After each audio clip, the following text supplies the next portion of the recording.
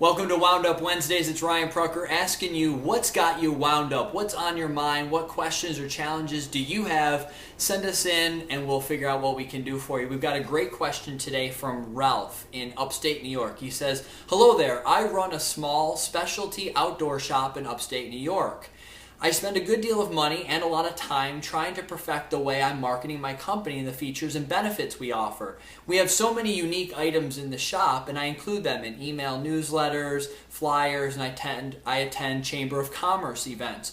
Unfortunately, my marketing doesn't seem to be working. I'm just frustrated and somewhat disenchanted with the whole thing. I'm hoping you can provide some insights as to what I might improve on. Thanks a lot, Ralph."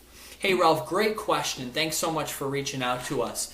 I think the best way to put this into perspective is to give you this idea of an experience that happened to me. And I hear your frustration because you've got so many great things that you want to tell people about. You believe in your company and you want other people to believe in it. About a year and a half ago, I was at a networking event and a gentleman came up to me who worked at a bank. And I won't use the names of the bank to protect both the guilty and the innocent. And so the guy came up to me and said, "Hi, I work at ABC Bank. Where do you do your banking?" And I was like, XYZ Bank. Instantly, I felt like we were in a buy-sell position. I feel like he wanted my business immediately. And it just set the standard and the table off really, really weird, and I didn't like it. So I told him where I banked at, and he's like, "Oh, well, our bank, we offer a variety of different services, including Sunday you can actually deposit your check, and it'll go through." And I was like, okay, that's really interesting, but I didn't want to be sold right then. I just wanted to talk with other business owners. And so I pretty much stayed away from him the rest of the day because there was never any opportunity for us to connect on a person-to-person basis. And I didn't want to be sold. So I kept my distance and never had a reason to go back to him. And the mistake in that, by not just connecting and saying, "Hey, how are you? Tell me about yourself," which he never did. He literally spewed what he wanted to say, and then that was it. He just left, and that was all he cared about, was trying to make the sale. I didn't bite on it, and therefore it was like, okay, on to the next mark. And I felt that.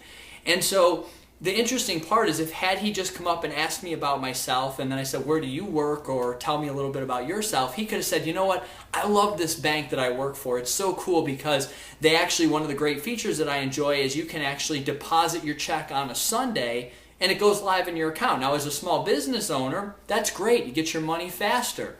But instead of making a connection and actually having a conversation and connecting me with me as a person, we never got to that point. He was just in sales mode, in marketing mode.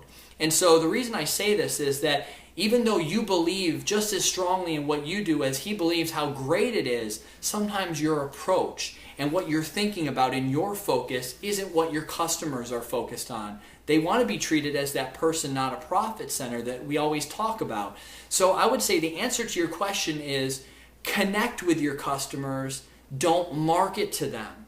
Try to get into the world that they're in. You have an outdoor specialty shop. Go to the places where people like you would hang out, who enjoy the same hobbies. Be in proximity. Connect with people about a hobby, about a sport, about a lake, about the great outdoors, whatever it is. Connect with them and try to build a little bit of bond and rapport before you try to sell them. Because if you actually do that and create a conversation and find common connections, the sales process will evolve right in front of you. Conversations. "Hey, I'm looking to get a so-and-so. Have you heard whether that's going to come out?" "Well, actually, we have one in my shop right now." "Oh, you can go online and buy it." "Hey, would you like to join my social networking group? I always do a lot of updates about some of the latest projects or products that are out there." Whatever it is that really relates to the outdoor climate activities, weather, reports like that you could put on there that are going to draw people in, are going to connect to them. And sometimes people may say, "Well, you need to hard sell." People can spot a hard sell in a blink of an eye. So again, my overall idea is look at your marketing, look at those emails and those flyers. Is it all about you trying to sell and trying to push your agenda, or does it actually try to hook somebody with something that they can actually share in the conversation and create a conversation around? So I would leave you with that thought. Connect with your customers. Don't market to them. I hope that helps, Ralph. Please stay tuned. Keep us updated on your progress. Thank you so much for reaching out. And for anybody else who has a question, just go to facebook.com/personality-driven. Let us know, and we'll come back with some answers and some insights that will hopefully help you get started.